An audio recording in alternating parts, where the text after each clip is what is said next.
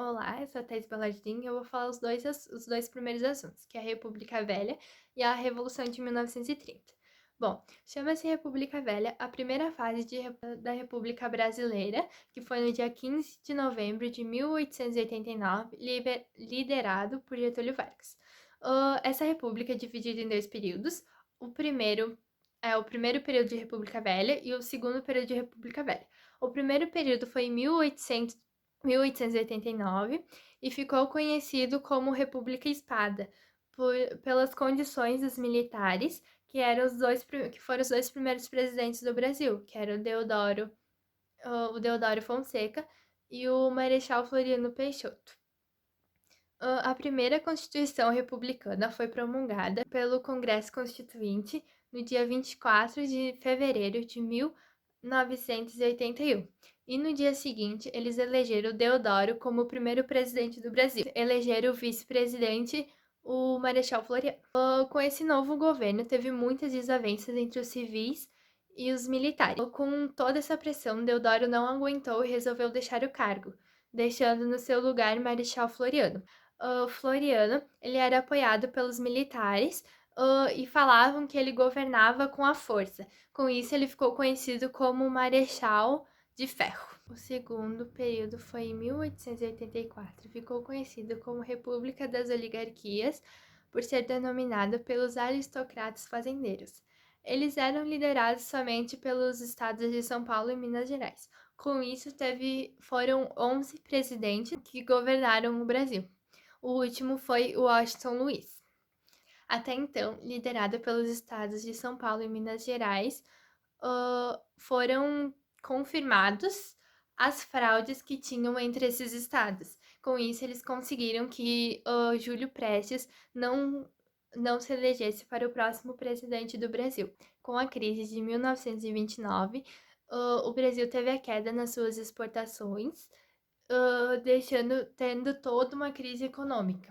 E também havia o descontentamento na patente do exército, que eles queriam derrubar essas oligarquias, que eram São Paulo e Minas Gerais. Os estados de Rio Grande do Sul, Paraíba e Minas Gerais conseguiram derrubar essas oligarquias, então eles elegeram Getúlio Vargas, que naquela época era presidente do Rio Grande do Sul, como o presidente do Brasil. Deixaram no cargo o de vice-presidente João Pessoa. Naquele mesmo ano de 1930, em julho, João Prestes foi assassinado. Acredita-se que ele tinha algumas desavenças com a política da Paraíba. E com isso mandaram matar ele. Então, quem ficou no lugar dele foi Juarez Tavares. E Getúlio Vargas denominou, então, os seus aliados para os governadores. Como São Paulo não tinha aceitado muito bem tudo o que aconteceu, eles queriam as eleições presidenciais e as constituições. Como o governo de Getúlio Vargas não queria aceitar isso, o governo de São Paulo e o governo de Getúlio Vargas, eles entraram em guerra e assim geraram a nova Revolução de 1932. Oi, hoje eu vou falar um pouquinho sobre a Era Vargas. A Era Vargas foi de 1930 a 1945. Tudo isso começou com um golpe de Estado. Vargas entrou no poder. Era para ele ficar pouco tempo, mas ele acabou ficando mais de 4 anos. A primeira coisa que Vargas fez foi tirar a Constituição, que já estava lá, e começar a centralizar o poder cada vez mais só nele. Ele também tirou os governadores dos estados e botou pessoas para governar que eram do interesse dele. Além disso, ele investiu muito nas pessoas, nos trabalhadores. Na política trabalhista, que é o símbolo dele até hoje. Ele fez leis e começou a regulamentar, tipo, horas de trabalho, 13º e etc. Com isso foi formada a CLT, que é Consolidação das Leis Trabalhistas. Isso está em vigor até hoje. Além disso, estava tendo uma crise muito grande naquela época e o café estava sendo muito desvalorizado na exportação. Então ele pegou mais de 14 mil quilos de café e queimou para ajudar a economia do país. Pois tinha acabado de ter a crise de 29. Com isso, ele fez mudanças também na parte dos votos. Ele instaurou o voto feminino e também o voto secreto. Isso não agradou muito às elites paulistas, pois elas tinham todo o poder nas suas mãos e agora estava todo na mão do povo. Com isso, teve a Revolução Constitucionalista de 1932, pois o pessoal estava pedindo para Vargas fazer uma constituição com as leis dele. Então, essa Revolução Constitucionalista foi quando os paulistas foram para as ruas com armas e falaram que queriam uma constituição. Vargas chamou uma Assembleia Constitucional para fazer as leis do Brasil em 1934. Essa lei saiu e essa lei decretava que o Brasil era uma república presidencial federalista.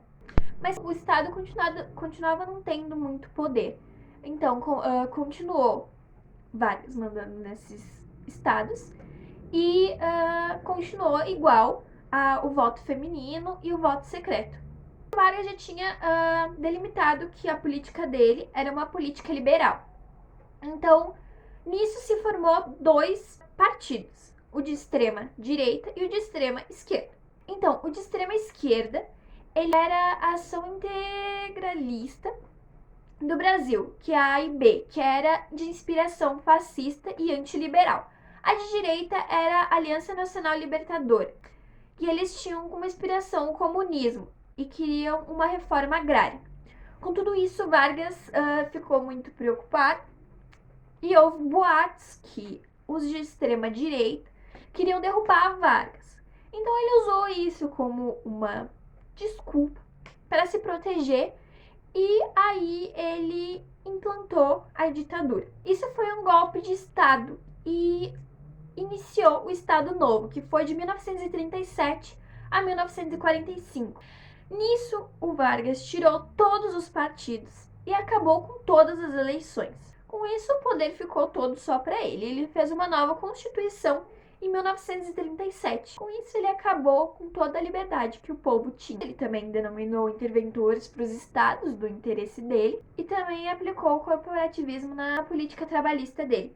Começou a valorizar ainda mais os trabalhadores nacionais. Ele também criou o DIP, que é o Departamento de Imprensa e Propaganda, onde ele bania qualquer propaganda que não fosse do interesse dele, que quisesse derrubar ele, e botava propagandas como se ele fosse o rei do mundo. Bom, ele foi responsável por grande industrialização no Brasil, tanto como capital nacional quanto capital privado.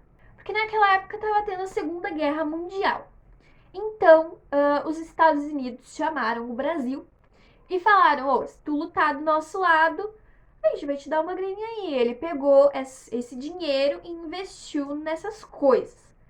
Mas, passou um tempo ali, daí todo mundo percebeu que os Estados Unidos estavam lutando contra países ditatoriais. Então não fazia nenhum sentido o Brasil estar lutando do lado dele, porque o Brasil estava numa ditadura. Então, com isso, Vargas começou a perder o poder dele e teve um golpe militar. E com isso, Vargas perdeu tudo e foi tirado do poder. E assim termina a Era Vargas. Eu vou falar sobre o governo constitucional.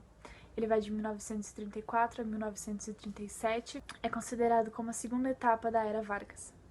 Ele teve seu início com a promulgação da Constituição, ou seja, a etapa complementar de um processo legislativo, ou seja, a publicação de uma lei. Essa promulgação, ela elegeu indiretamente Getúlio Vargas para presidente da República pela Assembleia Nacional Constituinte. O governo constitucional, ele tem sua fase marcada por greve de operários, revolta comunista, pelo combate de ideias de esquerda, pela radicalização na política. É um período de fortalecimento do poder executivo e da debilidade do legislativo. Essa Constituição ela não chega a ser colocada em prática porque o país ele tá vivendo um momento de expansão do socialismo.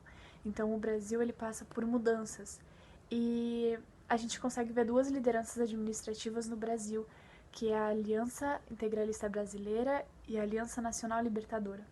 A Aliança Integralista Brasileira acreditava no poder unido de uma única liderança e ela defendia o enaltecimento de um líder. Então ela tinha ideias fascistas, ela defendia o nacionalismo. Já A Aliança Nacional Libertadora era totalmente ao contrário, ela se tratava de ações socialistas, de ideias anarquistas, de ideias comunistas e ela também pregava pela reforma agrária. Então ela era comunista, então a gente consegue ver a diferença entre essas duas lideranças administrativas. Em 1936, ocorre um movimento liderado por 3 estados, que é o Rio Grande do Norte, Pernambuco e Rio de Janeiro. Este movimento é um levante militar que tem como objetivo ir contra o governo de Vargas. E ele é conhecido como Intentona Comunista, que tem como objetivo expandir o comunismo, as ações comunistas.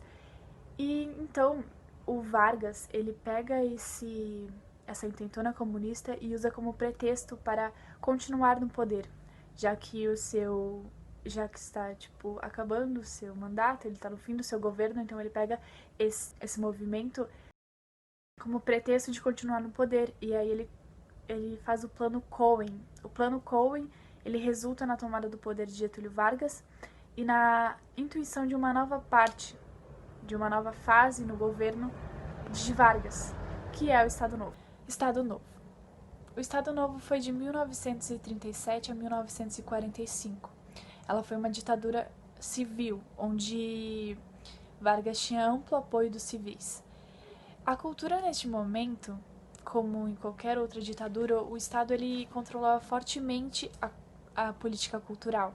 Então eles criaram um órgão chamado Departamento de Imprensa e Propaganda, o qual foi responsável pela censura prévia da imprensa com o objetivo de voltar a cultura somente para o trabalho e eliminar os focos de subversão ou aquelas culturas que aproximavam a discursos de esquerda.